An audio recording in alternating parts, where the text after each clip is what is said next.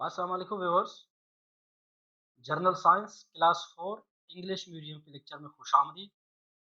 आज हमारा दूसरा लेक्चर है। फर्स्ट लेक्चर हमने पहले सॉल्व किया था क्लास 4 का, और ये बुक है 2020 साल 2020 का, यानी नया बुक है जो बलूचिस्तान गवर्नमेंट की तरफ से इशू किया गया है। तो आइए अपना लेक्चर स्टार्ट कर लेते हैं। वर्ल्ड अर्थ डे। तो वर्ल्ड अर्थ डे हर साल 22 अप्रैल को मनाई जाती है।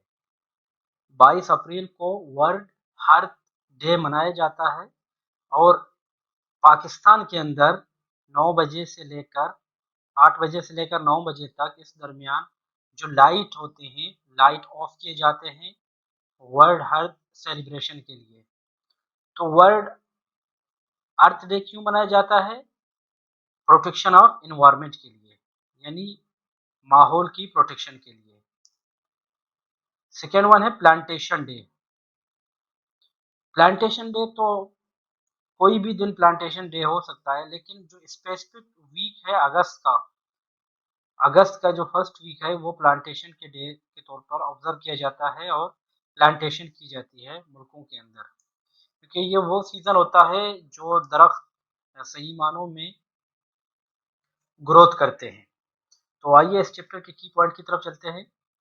जो फर्स्ट की पॉइंट है, abiotic and biotic components of any environment form ecosystem.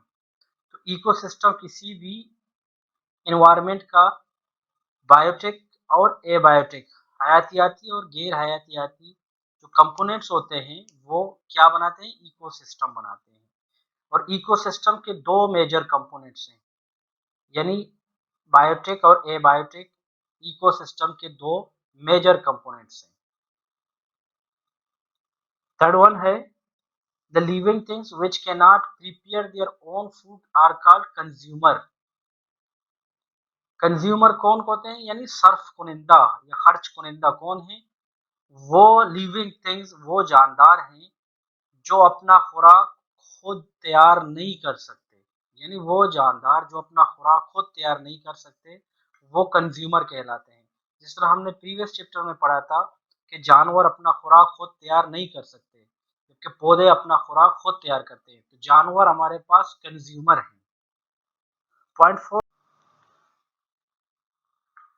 5 है, the animal which eat plants are called herbivores.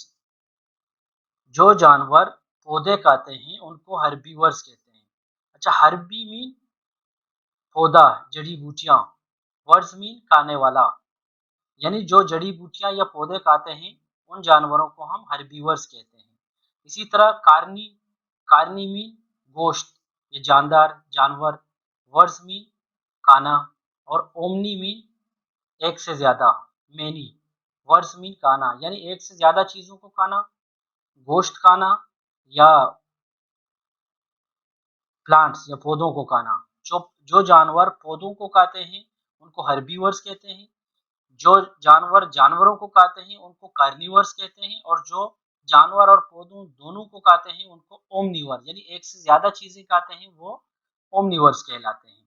तो इन तीनों में आप लोग डिफरेंस खुद कर सकें, खाली ये वर्ड आपने याद करने हैं, Harbi, Carney and omni. Harbi mean पौधे, जड़ी बूटियां, प्लांट्स, कार्नी गोश्त, एंड ओमनी मीन एक से ज्यादा। तो जो जानवर प्लांट्स या पौधे खाते हैं, जड़ी बूटियां खाते हैं, उनको हर्बीवर्स कहते हैं।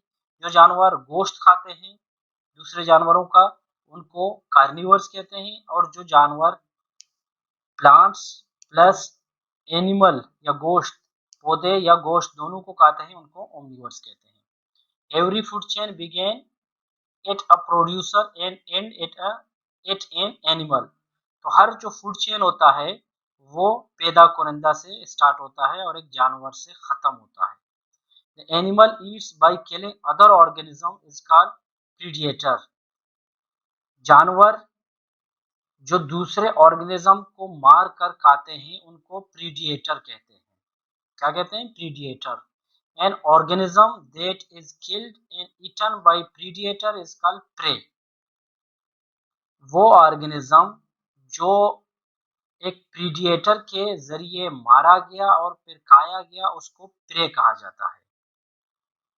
The relationship between prey and predator is called predation. Predation क्या है? प्रीडिएशन प्रे और प्रीडिएटर के दरमियान ताल्लुक को कहते हैं। प्रे क्या है? वो ऑर्गेनिज्म जो दूसरे जानवरों के जरिए मारा गया और फिर खाया गया उसको प्रे कहते हैं। और वो जानवर जो किसी जानवर के जरिए ऑर्गेनिज्म के जरिए मारा गया उसको प्रीडिएटर कहते हैं। पॉइंट 12 है an area can provide food and place to limited number of organism. इसमें कुछ खास बयान नहीं किया गया है। 13 है humans of present day have a great impact on environment. तो मौजूदा दौर के जो इंसान हैं उनका एक गहरा असर है किस पर? एनवायरनमेंट पर, माहौल पर। Human have caused irreversible damage to the environment but they also try to save it। इंसानों का माहौल पर गहरा असर तो है लेकिन वो उसको महफूज करने की कोशिश भी कर रहे हैं। पॉइंट 15 है ecosystem is being saved by creating the wildlife park and tree plantation for the protection of habitat of organism। तो इकोसिस्टम को महफूज बनाने के लिए वाइल्ड में पार्क भी बनाए जा रहे हैं, प्लांटेशन भी की जा रही है ताकि प्रोटेक्शन की जा सके और जो ऑर्गेनिज्म है उनको प्रोटेक्ट किया जा सके। तो आइए अब इसके एक्सरसाइज की तरफ चलते हैं। सही ऑप्शन का इंतखाब करना है। What is an ecosystem? तो इकोसिस्टम क्या है? The collection of abiotic and biotic components in an area is called ecosystem। all the biotic components are all the biotic components are living things। food chain begin where? तो food chain begin होता है producer से। For the conversion of ecosystem tree plantation is being done.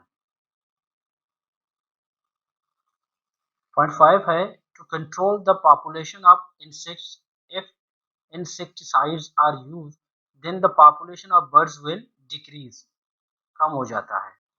First one है the human body temperature is 98.6 Fahrenheit और 37 centigrade. If temperature of our body increase it call fever. अच्छा, इंसानी जिस्म का जो नॉर्मल टेम्परेचर फ़ारेनहाइट में है वो 98.6 फ़ारेनहाइट है।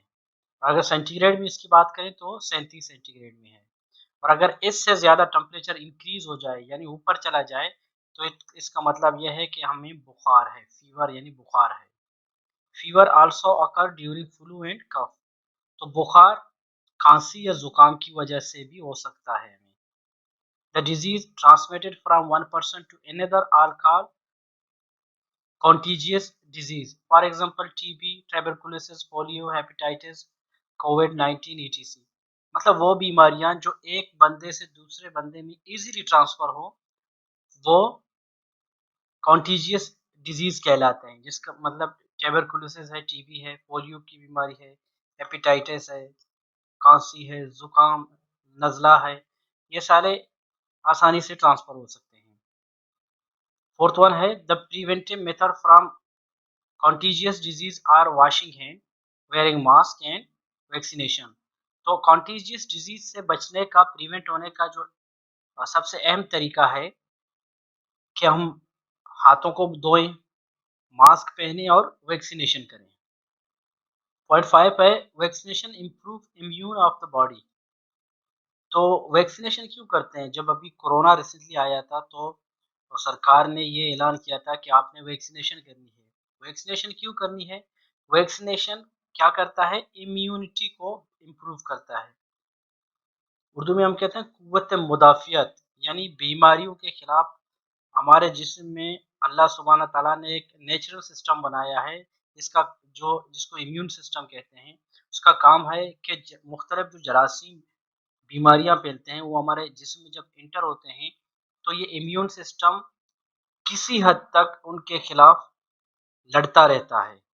अगर किसी इंसान का इम्यून सिस्टम वीक हो तो उसको बूस्ट करने के लिए वैक्सीनेशन की जाती है, और वैक्सीन क्या करता है, हमारे इम्यून सिस्टम को बूस्ट करता है। The process of vaccination is done by administering weak or kill germs through drop of injection। तो वैक्सीनेशन का जो अमल है वो क्या करता है, कमजोर कमजोर और बाकी जो जरासीम जिस्म में इंटर होते हैं उनको ख़त्म करता है। और वैक्सीनेशन मुख्तलिफ ज़राए से की जाती है, ओरली भी की जाती है, इंजेक्शन के थ्रू भी दी जाती है। जिस तरह अगर ड्रॉप की बात करें तो जो पोलियो का वैक्सीन है वो ड्रॉप के ज़रिए दिया जाता है, लेकिन कोरोना का जो वैक्सीन था वो बाय इंजेक्शन लिया गया या दिया गया इंसानों को। पॉइंट 6 है the food having proper proportion of food components from each group is called balanced diet। यानी वो खुराक जो हर लिहाज से मुकम्मल हो, बैलेंस डाइट कहलाता है। बैलेंस डाइट पॉइंट 7 है balance diet drinking clean water, exercise, brushing teeth, having sound and compute sleep and necessary for good health. तो बैलेंस डाइट हो, पानी का पीना हो, एक्सरसाइज या वर्जिश हो, दांतों का ब्रश करना हो, मुकम्मल नींद मतलब नींद पूरी करना हो, और सही खुराक, ये सारे बैलेंस डाइट के ज़मरे में आते हैं। पॉइंट 8 है food has been divided into 4 group. खुराक को 4 ग्रुप में तकसीम किया गया है, milk, grain, meat, fruit and vegetable, ये दोनों एक ही हैं। खुराक के 4 ग्रुप कौन से हैं, दूध है, grain, meat, fruit and vegetable हैं। पॉइंट 9 है there are germs in polluted water which cause various disease. खराब या गंदे पानी में या आलूदा पानी में वायरसेस होते हैं जो बीमारियां फैलते हैं, मुख्तलिफ बीमारियां इंसान को देते हैं। जिस तरह डायरिया है, ये भी हाथ ना धोने की वजह से और गंदा पानी पीने की वजह से होता है। जिन पानी को साफ कैसे किया जाता है, पॉइंट 10 में ये बताया गया है boiling of water and filtration are the two method of cleaning water. पानी को साफ कैसे करते हैं, या तो हम उसको गर्म करते हैं, उबालते हैं, या फिर फिल्टर करते हैं। ये फिल्ट्रेशन हर किसी के अप्रोच में नहीं है, तो जो बॉइलिंग प्रोसेस है वो मोस्टली लोग ये यूज़ करते हैं, लेकिन आजकल सहूलत के लिए लोग फिल्ट्रेशन ज़्यादा यूज़ कर रहे हैं। लेकिन जिसके अप्रोच में फिल्ट्रेशन नहीं है वो बॉइलिंग तरीके से भी पानी को साफ कर सकता या कर सकती है। तो ये हो गए चैप्टर 3 के इम्पोर्टेंट की पॉइंट्स। तो आइए चलते हैं इसकी एक्सरसाइज की तरफ। फर्स्ट एक्सरसाइज है if our body temperature increase from 98.6 Fahrenheit to 101 Fahrenheit then it's